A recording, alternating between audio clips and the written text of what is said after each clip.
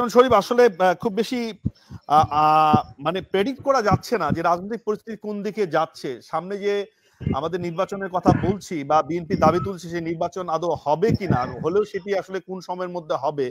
সংস্কারের কথা বলা হচ্ছে, সংস্কার কতদিনে কিভাবে হবে, কোন কোন জায়গায় সংস্কার হবে সেটি নিয়ে সাজিদা বলছে নাথিং প্রেডিক্টেবল। আপনি কি মনে করেন যে কেন এই ধরনের একটা রাজনৈতিক পরিস্থিতি তৈরি হচ্ছে দেশটায়? মানে আসলে তো একটি অভ্যুত্থানের মধ্য দিয়ে বা আন্দোলনের মধ্য দিয়ে কতগুলো আকাঙ্ক্ষা তো সুনির্দিষ্টভাবে ব্যক্ত করা হয়েছিল।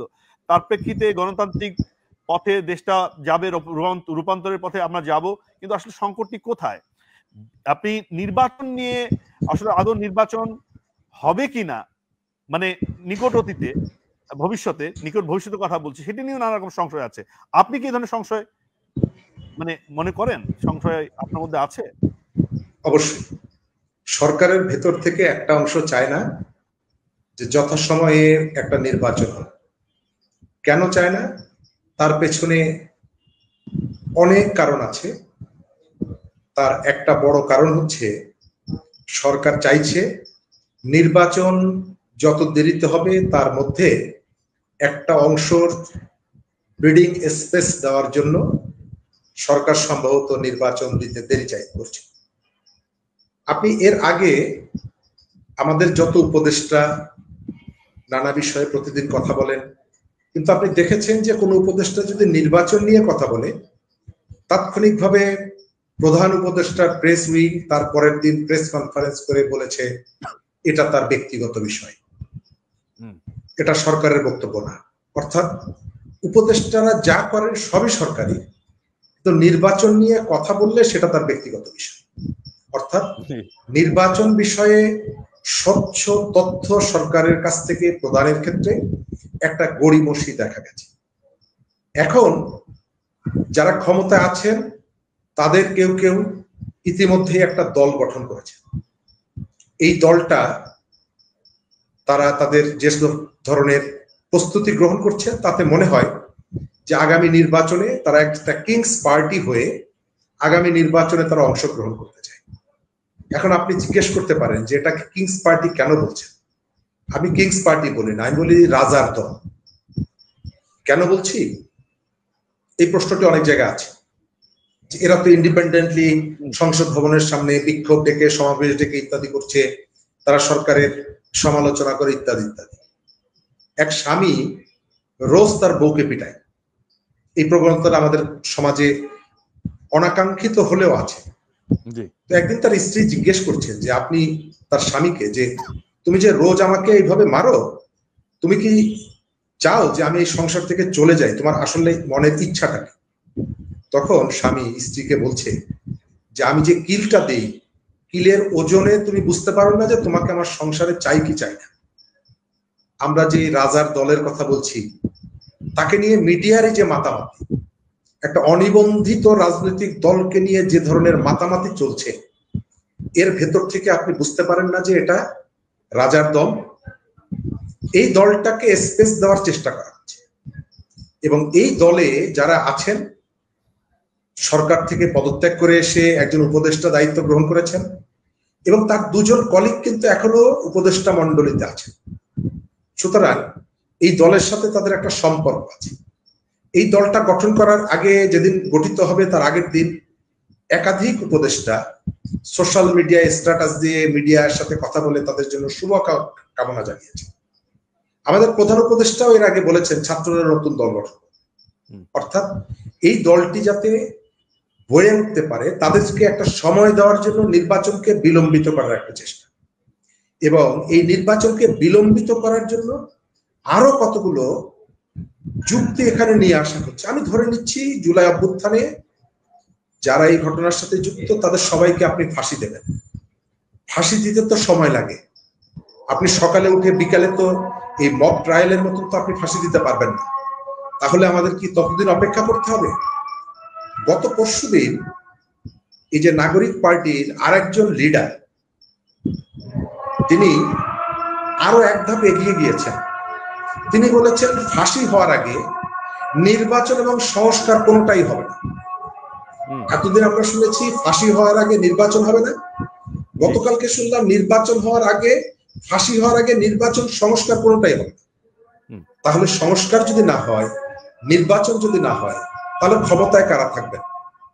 এখন যারা আছেন তারা থাকবেন, যাদের সাথে রাজনীতির কোনো সম্পর্ক নেই, যাদের সাথে মানুষের কোনো সম্পর্ক নেই, এবং এর ভেতর থেকে মানুষের জীবনে এক ধরনের নাবিশ্বাস। সম্পর্ক নাই কেন বলছেন মানুষের? কারণ এই যে একটা অভ্যুত্থানের পরবর্তী সময়ে তো আর জনগণের আকাঙ্ক্ষার প্রেক্ষিতে এই সরকার এসছে, এবং এই সরকারকে আপনি সহ নানা রাজনৈতিক দলগুলো সমর্থন দিয়ে যাচ্ছেন, এখনো স্টিল নাও দিচ্ছেন, আপনিও কিন্তু দিচ্ছেন সমর্থন। ফলে কেন এই সরকারের শক্তিকে নাই কেন বা আপনি বলছেন? অবশ্যই আপনাদের সমর্থন পেয়ে এই সরকারটা গঠিত হয়েছে আন্দোলনের স্টেক হোল্ডার যারা, তাদের সাথে আলোচনার প্রেক্ষিতে, তাই তো? স্টেক হোল্ডারদের আলোচনার মধ্যে ডক্টর মোহাম্মদ ইউনূসের বিষয়টা আলোচনায় ছিল। তার বাইরে যারা এসেছেন তার বেশিরভাগই ওনার ব্যক্তিগত পছন্দের, যেটা তিনি নুরুল কবির ভাইয়ের সঙ্গে যে সাক্ষাৎকার দিয়েছেন সেখানে তিনি বলেছেন, আমি সবাইকে চিনতাম না, আমাকে লিস্টগুলো ধরিয়ে দিয়েছে, আমি নিয়ে নিয়েছি। এবং ইতিমধ্যেই আলোচনা আসছে সোশ্যাল মিডিয়া সহ বিভিন্ন জায়গায়, যে আগে একসময় আমাদের এখানে বড় পজিশনে কেউ গেলে তিনি তার বাড়ির আশপাশের বেকার ছেলে, দুষ্টু ছেলে সবাইকে ডেকে এনে বিভিন্ন রকমের তার যোগ্যতা অনুযায়ী চাকরির মধ্যে দিতেন। এখন মানুষ ঠাট্টা করে বলছে বড় কোনো জায়গায় কেউ গেলে তার বাড়ির আশপাশ থেকে লোকজনকে ধরে এনে উপদেষ্টা বানান, মন্ত্রী বানান। এটি কাকে মিন করে, কাকে ইন্ডিকেট করে বলা হচ্ছে আপনি নিশ্চয়ই বুঝছেন। আমাদের সরকারের প্রায় পুরোটাই হচ্ছে চট্টগ্রাম কেন্দ্রিক। আমাদের প্রধান উপদেষ্টা তার পছন্দ মতো মানুষদেরকে এখানে দায়িত্ব দিয়েছেন, স্বাস্থ্য উপদেষ্টা থেকে শুরু করে তার পছন্দের লোকজন, এবং এরা ক্রমশই তার জন্য গলার কাটা হয়ে যাচ্ছে। সরকার ফাংশন করতে পারছে না এদের জন্য। সুতরাং এই অবস্থা থেকে আমাদেরকে বেরিয়ে আসা দরকার। মানুষ সরকারকে এখনো সহযোগিতা করতে চায়। আমি মনে করি যে 15 বছরের জঞ্জাল সরকার 6 মাসে এটিকে পরিষ্কার করতে পারবে না, কিন্তু আপনার একটা যৌক্তিক সময়ে বলতে হবে যে এই সময়ে ভোটের মধ্য দিয়ে আমি রাষ্ট্র ক্ষমতা জনগণের প্রতিনিধিত্বশীল ব্যক্তিদের হাতে তুলে দেব। যদি আপনি না করেন তাহলে মানুষ 15 বছর কেউকে তাড়া করেছে, মানুষ হয়তো 1.5 বছর পরেও কেউকে তাড়া করতে পারে। এটা আমাদের মনে রাখা দরকার। ধন্যবাদ শফিজ্জামান শরীফ। সময় পেলে আবার আপনার কাছে একটু আসতে চাই। স্যার আপনার কাছে শরীফ বলছিলেন নানা বিষয়, স্যার কি শুনতে পাচ্ছেন? জি, পরিষ্কার শুনতে পাচ্ছি, বলো। জি স্যার, আমরা শেষের দিকে আপনার খুব গুরুত্বপূর্ণ মন্তব্য স্যার নিতে চাই। আপনি জানি পপের চেয়ারম্যান, নানা রকম নির্বাচন পর্যবেক্ষণ করেছেন, আপনি খুব মানে কাছে থেকে যুক্ত ছিলেন বাংলাদেশের অনেক নির্বাচন ব্যবস্থায়। এই যে সামনে যে নির্বাচনের কথা আমরা ভাবছি, জাতীয় নির্বাচনের কথা, এটি নির্বাচনী কোনো অনিশ্চয়তা স্যার কি আপনি দেখতে পান? কারণ নির্বাচন কার আগে হবে, কোনটা পরে হবে, এটা নিয়ে একটা বিতর্ক, রাজনীতির মধ্যে একটা বিভাজন আমরা দেখছি। আপনি কি দেখছেন? নির্বাচন কি আদৌ হবে, এবং সেটা সরকারের অধীনে এটা নিরপেক্ষ, সুষ্ঠু, অবাধ নির্বাচন, আমরা যে শব্দবন্ধ বিশেষণ বন্ধগুলো বলি, সেটি আমরা পাবো কিনা স্যার? দেখুন, forthcoming parliamentary election is like chasing the chimera, অর্থাৎ মরীচিকার পেছনে দৌড়ানোর মতো বিষয়। মরুভূমিতে আপনি যদি মরীচিকার পেছনে ধাওয়া করেন, দেখবেন যত আগাবেন এটা তত পেছাবে, বিভ্রমের মতো। তো বাংলাদেশে বর্তমানে সংসদ নির্বাচনের যে প্রপঞ্চটি, সেটি সেই পর্যায়ে পর্যবেক্ষিত হয়েছে। সুতরাং আমার মনে হয় সবর করাটাই সবচেয়ে ভালো কৌশল। তা না হলে হতাশা বাড়বে এবং আত্মহননের প্রবণতাও দেখা দিতে পারে। কিন্তু কতদিন পর্যন্ত স্যার আমরা সবুর করব, মানে জনগণ সবুর করবে? অথবা আমাদের মাননীয় ধর্ম উপদেষ্টা কক্সবাজারে গিয়ে বলেছিলেন যে আপনার 7 জানুয়ারির যে নির্বাচন সর্বশেষটি আয়োজন করেছিলেন হাবিবুল আউয়াল কমিশন, তাতে